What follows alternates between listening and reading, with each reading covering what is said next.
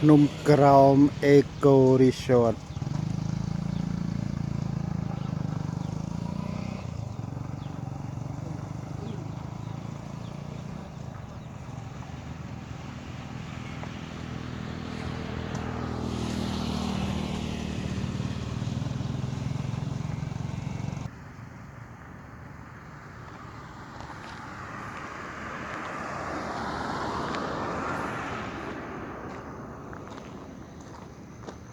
នោះហាមាត់នេះអត់ហាមាត់ទេ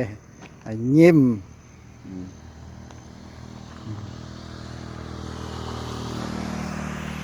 ភ្នំក្រោមអេកូរីសតឆ្នាំ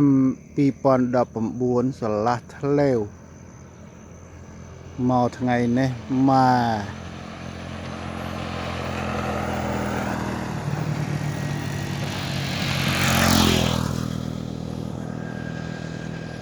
2019ស្រឡះមើលធ្លាយណាធ្លាយណី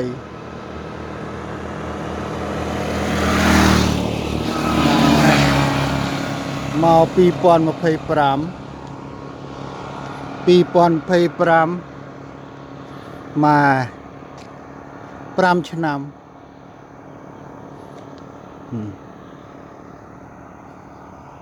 យានជំនេះជូនដំណើរមួយថ្ងៃតាំងពីបាត់ដំបងដល់សៀមរាបពីបាត់ដំបងពីថ្មគោលជិះឡានទាំងកង់ទាំងមនុស្សមកដល់សៀមរាបមនុស្សជិះកង់រហូត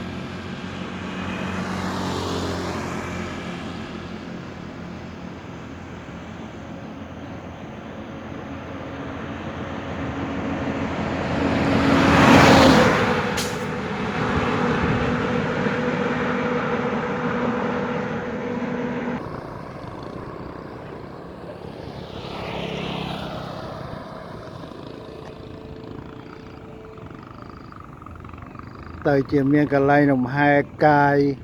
គេយកកង់ឡានហ្នឹងធ្វើជាកៅអីអង្គុយមានរឹងដេកលំហែកាយសាសងស្នេហ៍ស្នងមករំហែអារម្មណ៍នៅកណ្ដាលទន្លេនេះ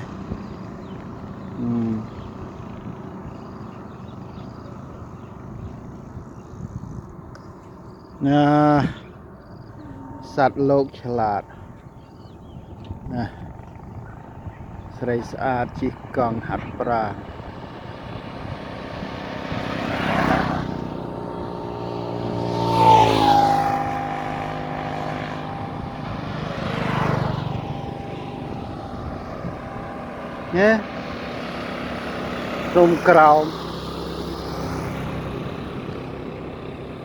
ភ្នំក្រោមវេលាព្រឹកប្រហែល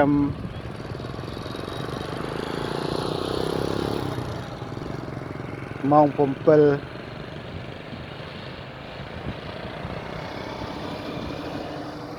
អ្នកហាត់ប្រាណគេជិះពីទីក្រុងរហូតមកដល់ភ្នំក្រោមនេះគេត្រឡប់ទៅវិញ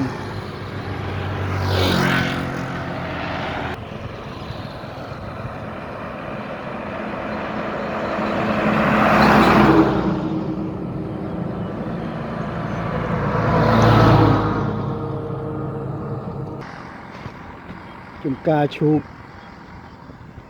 គេយកស្រែដើមឈូកមានអីលក់ស្លឹក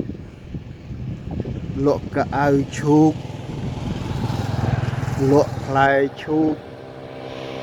លក់កាឈូកណាធ្វើស្រែមិនតាន់អ្នកដើមឈូកទេអានេះចេះ10មិនស្មើអ្នកមានគំនិតប្រសពមួយប៉ុន្តែអស្ចារ្យ2019មក2025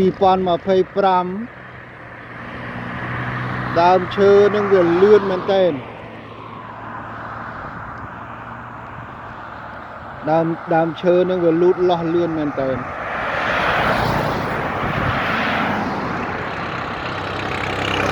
សូមបន្តដំណើរជាមួយខ្ញុំឆ្ពោះទៅមុខទៀតសូមជម្រាបថាការឈូកមានឈូកសឈូកក្រហមដែលជាទីពេញចិត្តរបស់លោកយាយលោកតាអ្នកនិយមថ្វាត់ថ្វាយបង្គំ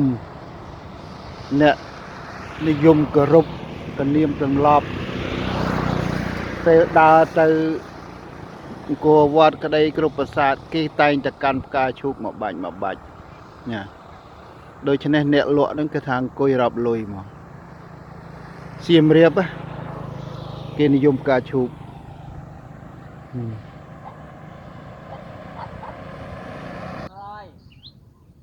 ណែកញ្ចោនេះដីទំនាបធ្វើដីទំនាបឲ្យคล้ายទៅជាដីមានប្រយោជន៍ដាំឈូកស្វាយព្រះចប់សាច់ជ្រូកចប់នំចំណីបាយទឹកបើមានត្រីចាំត្រីអាំងលក់ឲ្យភ្ញៀវមកអង្គុយកំដរជួលកញ្ចុះជួលកតេលណាអ្នកសៀមរាបឥឡូវមិនក្រដូចមុនទេណា